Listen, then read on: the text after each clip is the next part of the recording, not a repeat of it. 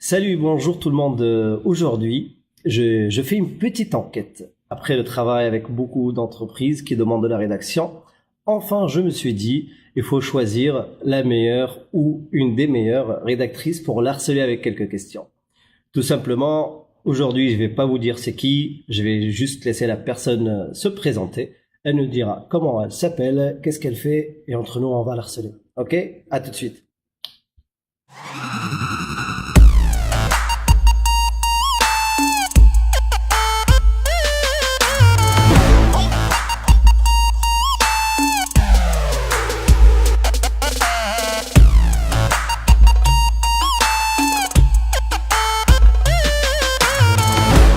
Salut, bonjour Morgane. Bonjour Maër.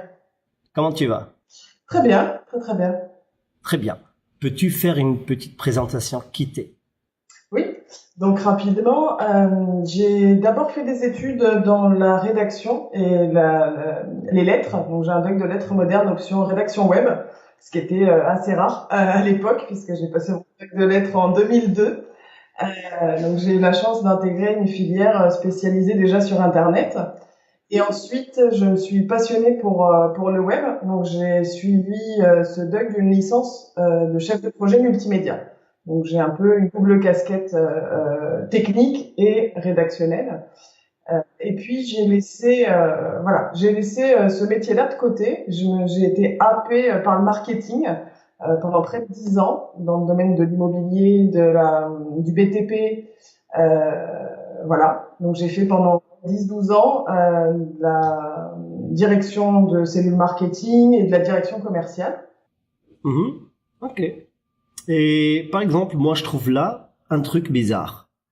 Euh, Tous les rédacteurs, ils nous ont habitués, c'est juste une personne qui sait écrire, entre guillemets, du français et qu'elle fait pas de faute d'orthographe. C'est une rédactrice. Je savais même pas qu'il y avait des études pour être, ça veut dire rédacteur web. Ça veut dire t'es une rédactrice qui a fait ça comme un vrai métier, mais après des vraies études dans le domaine, c'est ça? Oui, oui, oui. À l'époque, c'était une formation pilote. On était un tout petit groupe, on était moins de 30 élèves.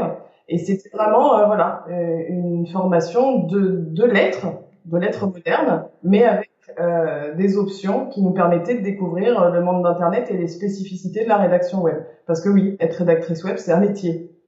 Ok, parce que voilà, en fin de compte, c'est pas n'importe quelle personne qui sait entre guillemets manier la plume ou qui sait s'exprimer qui peut être un rédacteur web alors. Non, non, non, parce que le web a ses propres codes et on est bien loin de la rédaction d'un livre ou de la rédaction d'un article dans un journal ou dans un média papier. Le web, c'est à part et la rédaction web, c'est vraiment quelque chose de différent et qui s'apprend. Ok, ça veut dire un rédacteur, une personne qui sait écrire, elle peut écrire un livre, elle peut écrire ce qu'elle veut, mais pour le web, ok, différent. Maintenant, moi, euh, je vais être un petit peu méchant, je vais te rentrer dedans. Ok? C'est quoi la différence en quelques mots, on peut dire quelques petits mots, c'est quoi réellement la différence avec la rédaction web? Qu'est-ce qu'elle a de spécial?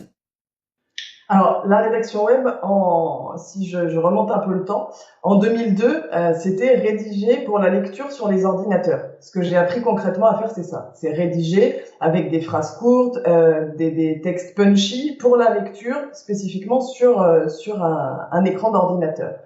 Aujourd'hui, la rédaction web, c'est beaucoup, beaucoup plus que ça, puisqu'elle intègre Mhm. toute la partie Ah, du SEO. salut. Désolée, Ça c'est ton associé. c'est ça. Ok, comment il s'appelle? Elle s'appelle Lily. Elle était cachée sous le Lily. bureau. Ah, ok, bah on vous présente, même dans le monde animal, il y a une rédactrice qui a des beaux yeux bleus. Ok, elle a les poils un petit peu bronzés, c'est trop mignon, c'est une métisse. On me disait, c'est bien ça c'est le life. Dites-moi. Oui, donc du coup voilà, la rédaction aujourd'hui, c'est encore plus que de rédiger simplement pour des écrans. La rédaction web, c'est rédiger des contenus qui vendent. Par exemple, quand on travaille sur de l'e-commerce, c'est rédiger des contenus encyclopédiques, des contenus sérieux quand on est dans le domaine du médical, par exemple, ou de la finance. Et c'est surtout rédiger pour Google. Et je serais tentée de dire en priorité, c'est-à-dire que le SEO a vraiment pris une grosse importance dans mon métier. Ok, là moi par contre, je vais faire le râleur. Pourquoi? S'il te plaît, n'oublie pas, on est des Français et on aime le bon français. Et si vous voulez qu'on écrit pour Google, comment ça se passe? Parce que moi, je remarque personnellement, je suis un consultant SEO, c'est-à-dire les mots-clés recherchés par les gens, c'est pas du français, en sachant c'est des Français qui les tapent. Comment vous faites pour que votre rédaction, elle soit, voilà, belle, que ça soit au niveau forme, au niveau fond, et qu'elle soit aussi optimisée pour les moteurs de recherche, c'est-à-dire une rédaction SEO. Comment vous faites? Alors, il faut pas se cacher, c'est quelque chose d'assez compliqué, puisque là, Est-ce que c'est tout le monde qui peut le faire ou non d'abord? non, parce que pour intégrer des mots-clés dans une rédaction, il faut avoir conscience de l'objectif du SEO. Il faut savoir à quoi ça sert concrètement. Et je pense que c'est un gros manque dans mon métier aujourd'hui. Il y a beaucoup de rédactrices qui rédigent très bien, en très bon français, mais elles n'ont pas conscience de l'importance du mot-clé et de l'expression clé plus que du mot-clé encore. Quand elle voit arriver un mot-clé où on n'a pas d'accent, où on n'a pas de conjonction de coordination, où on a des choses quelquefois, c'est vrai que les gens tapent n'importe quoi, et ça, ni nous, ni Google ne sont responsables. Les seuls responsables sont les gens qui continuent de taper n'importe quoi dans le moteur de recherche. Mais du coup, voilà, il faut faire preuve d'astuce. Moi, je travaille avec beaucoup de référenceurs et j'ai toujours respecté cette partie-là du travail. Mais surtout, j'ai cherché à comprendre. Comprendre pourquoi on me demandait d'écrire le mot départ sans accent. Pourquoi on m'a demandé d'écrire tour à tour le même mot-clé avec des S, sans S. Voilà. Ok, par exemple, un mot, normalement pour voyager en Grèce, moi et vous, on va écrire, ou moi et toi, on va écrire voyage en Grèce. Mais les mots-clés les plus recherchés, c'est voyage Grèce. Comment je fais moi pour donner une image de qualité de la rédaction, mais avec le mot-clé voyage Grèce? Parce qu'il y en a qui vont dire, ah là là, c'est pas du français. Et il y en a qui vont dire, ok, bah il faut quand même que je rank et que je vends. Comment vous faites vous? On essaye toujours d'avoir un équilibre entre les deux. Donc le mot-clé voyage Grèce en soi, c'est vrai que c'est un mot-clé casse-tête, mais avec un peu d'astuce, on arrive très bien à former une phrase avec ce mot-clé à l'intérieur sans que ça gêne la lisibilité. Et on va placer à côté du contenu qualitatif qui va permettre justement d'éviter que la personne qui va lire le texte s'arrête sur cette faute, entre guillemets, qui n'en est pas une, qui est voulue, mais sur cette faute. Et en fait, en plus, on a la chance sur Internet, les gens lisent rapidement. C'est-à-dire qu'un contenu web, c'est pas un livre. Les gens vont pas relire 3 fois la même page. Il y a une lecture qui se fait de façon assez transversale. Les mots importants sont en gras. On a tout un tas d'astuces qui permettent d'attirer l'œil ailleurs que sur ce mot qui, effectivement, n'est pas très joli. Mais ça fait partie intégrante de notre travail. On peut pas le laisser à côté. Maintenant, celui qui vient de débarquer, qui regarde la vidéo, il dit ok, elle est gentille, elle donne des super astuces et des super conseils, mais on connaît même pas qu'est-ce qu'elle a fait, avec qui elle a travaillé, etc. Par exemple, avec qui vous avez travaillé? Alors, en fait, donc j'ai laissé le métier de la rédaction pendant presque 10 ans pour me consacrer au marketing, et puis j'ai été gravement malade. Je me suis retrouvée enfermée chez moi à ne plus pouvoir sortir, donc là le métier du commerce était terminé. Et j'ai eu la chance à ce moment-là de faire la connaissance de David Goss. Et je suis revenue à la rédaction avec cette couche supplémentaire du SEO, puisque l'agence de David travaille notamment sur les cocons de Laurent Bourrelli. Voilà, donc je suis revenue vraiment à la rédaction en devant ajouter toute cette partie du SEO que je ne comprenais pas à l'époque. Que je recevais un briefing, je me disais oh là là, mais qu'est-ce que c'est que ça? Pourquoi je dois mettre ce mot-là en H2? C'est quoi un H2 déjà? On va reprendre les choses du début. Donc voilà, David a été très patient avec moi et j'ai beaucoup évolué. Et puis voilà, et travailler directement pour Laurent Bourrelli notamment m'a permis d'aller, on va dire, au maximum de ce qu'est le SEO, ou en tout cas le SEO dans le domaine de la rédaction. Ok, et parce que là, on attire les foudres. Plein de rédacteurs, ils vont dire c'est inadmissible, c'est pas normal, la langue, la plume, machin. Est-ce que ça veut dire un rédacteur, il doit choisir, ça veut dire soit il est un rédacteur, un bon rédacteur normal, ce qu'on va appeler, ou un rédacteur SEO. C'est ça? Ah oui, il y a un vrai choix à faire. Il y a un vrai choix à faire. Celui qui veut rédiger pour rédiger, aujourd'hui, Euh, je pense qu'il n'a pas sa place au milieu des rédacteurs SEO, parce qu'il faut comprendre que l'intérêt d'un site internet, c'est d'être visible sur les moteurs de recherche. C'est son seul et unique intérêt. Sa visibilité, c'est son gagne-pain. Donc, en tant que rédacteur, on est une pierre et on fait partie d'un ensemble qui est le référencement. Et en tant que pierre de cet ensemble, on doit jouer le jeu et adapter notre écriture au référencement et au SEO. Maintenant, plus on avance et plus Google recherche aussi la qualité. C'est-à-dire que ces rédacteurs qui ont une jolie plume, mais surtout qui sont capables de rédiger des contenus de qualité, c'est ceux-là dont on aurait besoin dans le SEO, parce que il suffit pas de savoir écrire français pour écrire un bon contenu. On doit être capable d'analyser, de synthétiser, de recueillir des informations. Et ça, un journaliste, par exemple, est quelqu'un qui connaît cette partie-là du métier et à qui il ne manque que la couche optimisation de contenu pour rendre des textes qui seront bien meilleurs que la majorité des rédactrices web. Ok. Autre question. C'est quoi votre quotidien? Ok, vous vous réveillez, c'est bien, vous avez le sourire. Après, comment ça marche? J'ai beaucoup de chance. Très honnêtement, j'ai beaucoup de chance. C'est vrai que j'ai repris ce métier complètement par hasard, mais aujourd'hui, je ne changerai pour rien au monde. Parce que, voilà, je me lève le matin, je prends mon café. J'ai la chance de vivre en Espagne, à Valence, donc dans une Attends. Ça veut dire nous, on est en France, ça nous arrive de cailler en galère et on paye des impôts, et toi tu te régales en Espagne. C'est exactement ça. Ok, ça marche. Vas-y. Donc j'ai la chance de vivre oui, au soleil. Donc voilà, moi je me lève le matin, je prends mon café tranquillement avec mon mari, et puis il va se passer allez une demi-heure, trois quarts d'heure, et puis je vais me mettre derrière mon écran et je vais commencer à rédiger. Donc sur des sujets variés en fonction des besoins de mes clients. Voilà, je prends une rédaction après l'autre.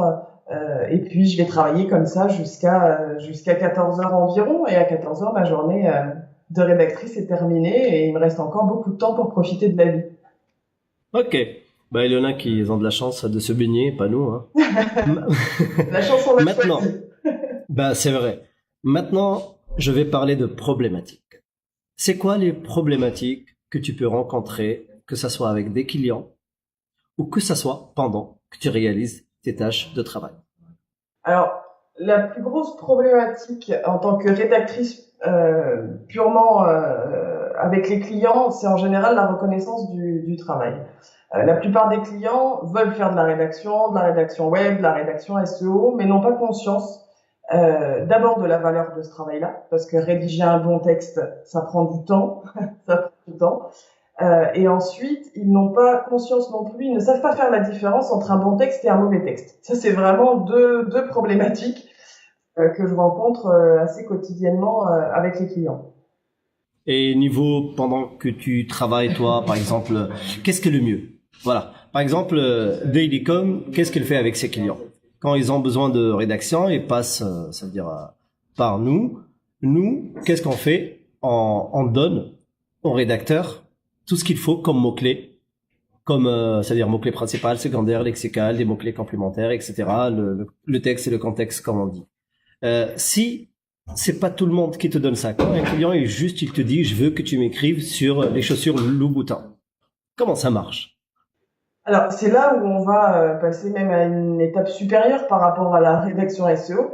C'est que ce métier-là, c'est un nouveau métier qui s'appelle le content management, management de contenu, où là, il faut prendre la casquette de référenceur presque en tant que rédacteur. Il faut avoir accès aux mêmes outils, il faut être capable d'identifier les requêtes, les mots-clés, et là, on entre vraiment dans une autre dimension euh, qui est beaucoup plus technique, beaucoup plus compliquée, et où on a beaucoup plus de données à analyser. Donc là, je pense que si on parle de rédacteur web, il y en a pas un sur 100 qui est capable aujourd'hui de passer cette étape-là, très clairement. Parce que pour ça, il faut s'être formé au SEO, il faut s'être formé au référencement pur. Parce que sinon, on est incapable de faire une recherche de mots-clés ou de créer une stratégie de mots-clés dans un contenu. Maintenant, quand je reçois un contenu demandé par Dailycom, en général, c'est confort. Parce qu'il y a tout ce qu'il faut dedans, il n'y a plus qu'à rédiger. Et c'est aujourd'hui quasiment le seul moyen de faire rédiger des contenus de qualité par des rédacteurs web qui ne sont pas des vrais spécialistes. C'est de leur mâcher le travail. Il n'y a pas d'autre solution. Ouais. Vous, par exemple, ok, comme tout rédacteur professionnel, vous travaillez, ça veut dire sur WordPress, vous rédigez. Est-ce qu'il y a des outils, il y a des astuces que vous pouvez, ça veut dire nous conseiller tout le monde, à tous nos, ça veut dire nos chers internautes? Parmi les astuces récentes et pas les moindres, je vais parler du plugin WP Write-Up qui a révolutionné pour moi ma vision de la rédaction web. En fait, j'ai retrouvé dans cet outil toute ma façon de travailler externe. C'est-à-dire que quand je prenais un texte pour le rédiger, il fallait d'abord que j'aille faire ma recherche de mots-clés dans un outil, ma recherche sémantique dans un autre, mes métamots ailleurs, enfin voilà, tout un ensemble de recherches préalables à l'écriture d'un texte. Donc ça, c'est bien. On a 100 textes à rédiger pour un client, mais quand on en a un, on le fait pas ce travail-là, très concrètement, parce que tout serait démesuré. Et Write-Up permet d'avoir de pouvoir construire cette stratégie texte par texte. Et pour moi, c'est le vrai changement, il est là. C'est pour chaque texte, on a une vraie stratégie SEO interne qui se décline dans les balises, dans les H1, dans les H2, dans les H3, et on est sûr de rien oublier. Parce que c'est ça aussi l'important quand on fait du référencement dans le rédactionnel, c'est de ne rien oublier des différentes techniques qui sont à appliquer à chaque texte. Et ça, même quand on est conscient de ces techniques, ce qui est mon cas, mais ce qui est, je pense, pas le cas de beaucoup de rédacteurs à l'heure actuelle, c'est difficile malgré tout de pas s'oublier un peu de temps en temps et de laisser passer un peu trop de choses qui vont venir impacter la qualité du texte. Donc pour ça, WP Write-Up a vraiment, enfin en tout cas moi, m'apporte beaucoup de confort, de sécurité et l'assurance d'un texte qui soit parfaitement optimisé au moment de la livraison. Ok, là vous êtes une rédactrice SEO professionnelle. Ça nous est arrivé de faire un test avec plus que 400 rédacteurs et on a trouvé que 15 qui étaient SEO. Est-ce que c'est réellement rare les vrais rédacteurs qui savent optimiser le texte pour le référencement naturel? Oui. Oui. Pourquoi? Parce qu'ils vont tous ils se disent rédacteurs SEO. Comment on peut savoir pourquoi c'est le cas déjà? Alors, je pense que ça vient de deux aspects. D'abord, les référenceurs s'imaginent que le rédacteur ne comprend rien au SEO, donc ne l'explique jamais. Moi, j'ai rencontré ce problème-là en agence. On me disait ce que j'avais à faire, donc c'était pas compliqué, mais on me l'expliquait pas.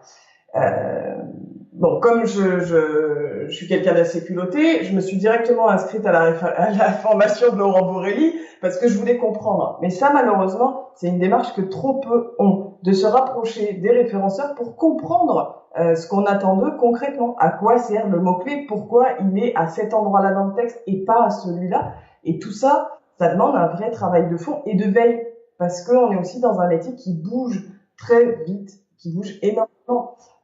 Donc je pense que oui, 15 sur 400, moi ça m'étonne pas parce que moi la première, j'ai des collaborations avec d'autres rédacteurs et rédactrices et moi la première, quand je souhaite travailler avec une nouvelle personne, je vais devoir en interroger 30 pour trouver une personne qui va déjà comprendre ce que je lui demande. Donc il y a un vrai manque mais de formation hein, dans le domaine de la rédaction SEO. D'explications aussi, c'est vrai que on veut faire des réseaux de sites, on va trouver des centaines d'articles sur la thématique. On veut faire, je sais pas, des backlinks, on va trouver des centaines d'articles. On veut faire du black hat, on va trouver des centaines d'articles. Mais quand on veut rédiger pour Internet, eh ben malheureusement les contenus sont assez pauvres et il y a comme une rétention et un manque de communication entre la partie référencement technique et la partie référencement rédactionnel qui sont aujourd'hui plus que jamais totalement imbriqués pourtant. Après, sincèrement, je suis pas l'avocat du diable, mais ça veut dire, je dois dire la vérité. Ceux qui ont pris du temps, plusieurs mois, et ils ont perdu beaucoup d'argent pour se former, ils ont passé des nuits, ils vont pas mettre ça sur le web pour tout le monde. Surtout avec la plupart des gens ingrats qui savent même pas reconnaître ou dire grâce à tel. Vous le dites, c'est très bien. Mais alors, qu'est-ce que vous attendez pour mettre en place une formation de rédaction SEO, une vraie formation complète de A à Z avec tous les chapitres? Pourquoi l'Espagne, c'est pas que de la plage, non? Non, effectivement, l'Espagne, c'est pas que de la plage.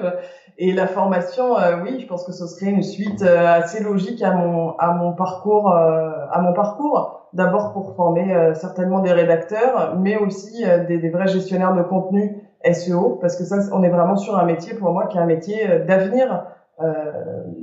Voilà, je vais pas vous dire que j'y pense pas. Ok, ça J'y marche. pense, mais on va pas en parler aujourd'hui. Ça marche. Ok, moi par contre, là, je vais faire l'avocat du diable, je vais faire le méchant. Vous êtes rédactrice SEO. Vous êtes reconnue, j'ai remarqué votre travail et je l'ai vu, il est très bien. Comment on peut vérifier le travail d'un rédacteur? Par exemple, sur une requête, on va dire, OK, voyage Grèce. OK, c'est notre exemple d'aujourd'hui. Ou chaussures le boutin. La personne, elle m'a fait une rédaction. Comment je peux savoir que réellement, ça veut dire ça va être ça qui est compris, que ce soit par les moteurs de recherche ou est-ce que c'est optimisé pour ça? Donnez-nous des astuces. Comment on peut savoir ça? Alors, il y a une foultitude d'outils qui permettent de savoir si une page est référençable sur un mot-clé et optimisée sur un mot-clé en particulier. Bon, j'ai un peu laissé ces outils-là de côté ces temps-ci parce que j'ai découvert SEOmeter, qui permet non seulement de savoir quel est le degré d'optimisation sur le mot-clé précis qu'on a choisi, mais aussi de voir sur quelles autres requêtes le texte peut se référencer. Et ça, c'est très intéressant. Quand on rédige un texte, voilà, ça permet d'avoir un aperçu, on va dire, global du texte et de son sujet. Mais surtout, ça peut permettre de conseiller, de réfléchir à des contenus complémentaires qui vont permettre de renforcer cette page-là. Et c'est en ça que pour moi, l'outil est vraiment super. Parce que c'est vrai qu'on voit les requêtes connexes sur lesquelles on va pouvoir travailler ensuite.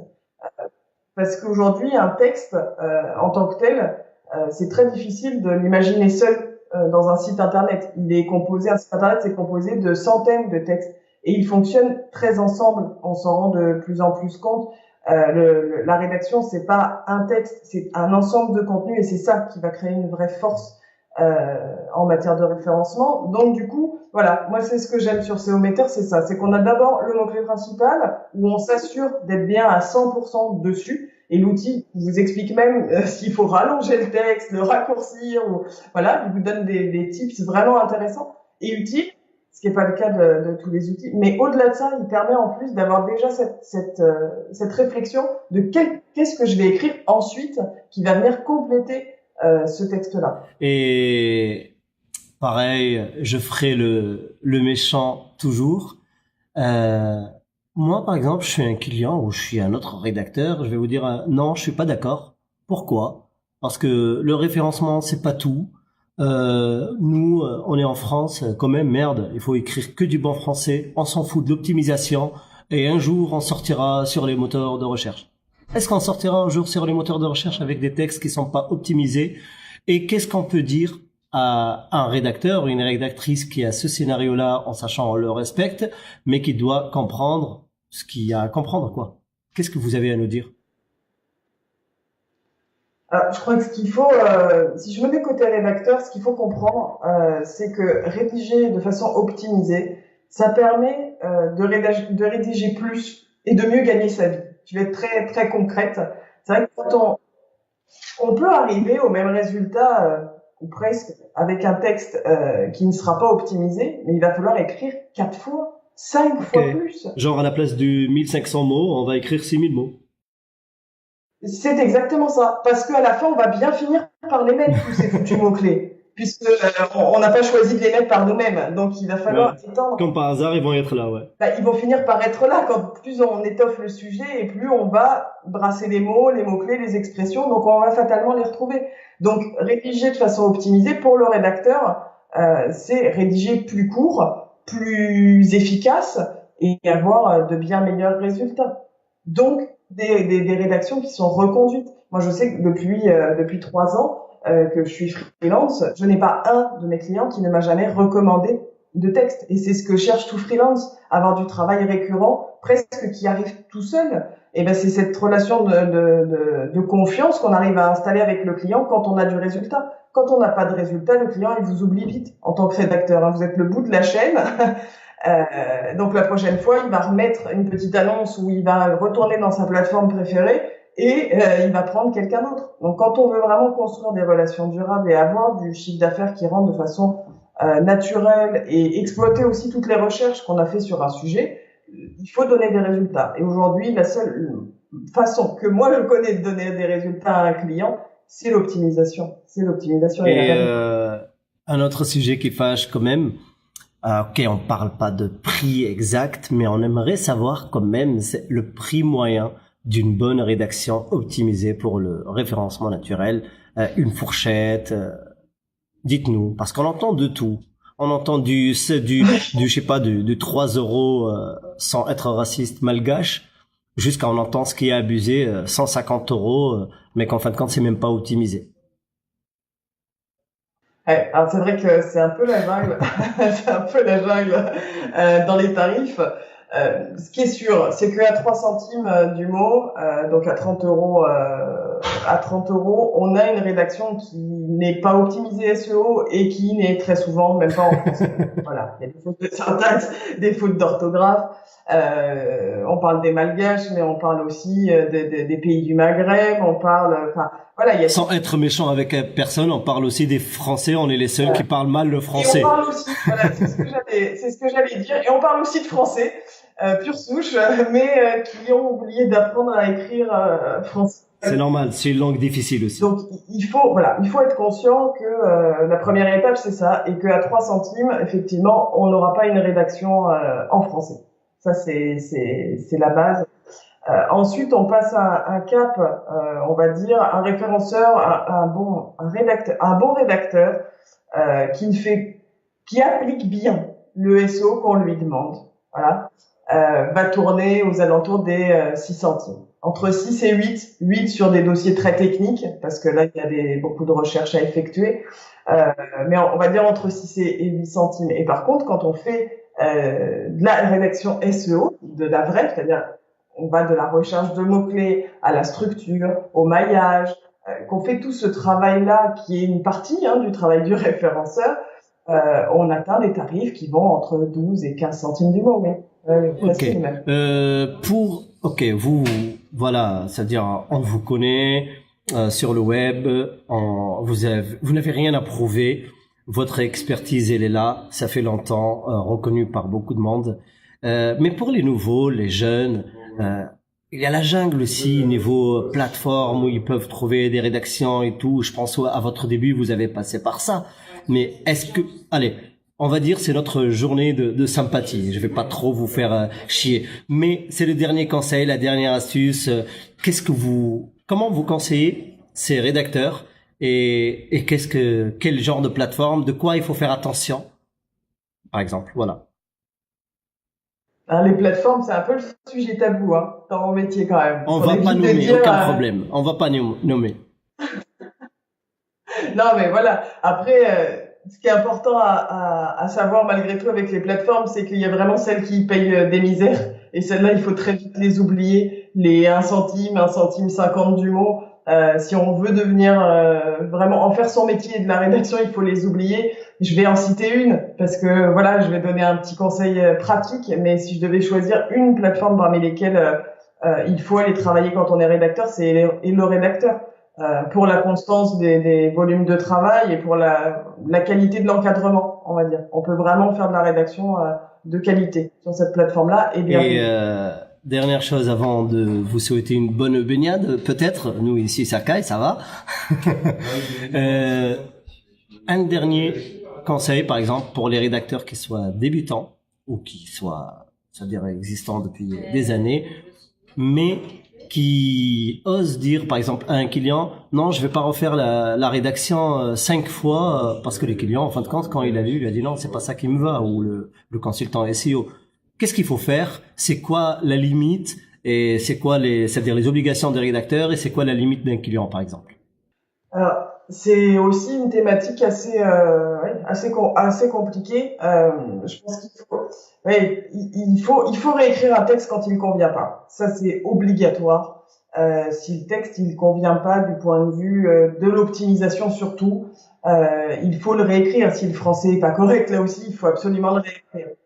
Après, il y a quand même certains clients qui rentrent un peu dans le détail, Ou ah bah non, j'avais pas vu le texte de cette façon-là, ou voilà, je le voyais pas tout à fait comme ça. Dans ces cas-là, il faut pas hésiter à demander un briefing plus détaillé, parce que si on n'a pas la consigne, on peut pas non plus l'appliquer parfaitement. Donc voilà, c'est toujours un équilibre et un dialogue à avoir avec le client. Quand on travaille pour les agences de référencement comme Dailycom, on n'a pas ce genre de problème, on sait exactement ce qu'on a à rédiger. Mais c'est vrai que des fois c'est un peu flou au départ et après on vous dit bah non, c'était pas ça. Bah oui, mais dans ces cas-là, il faut m'expliquer ce que je dois rédiger parce qu'on n'est pas non plus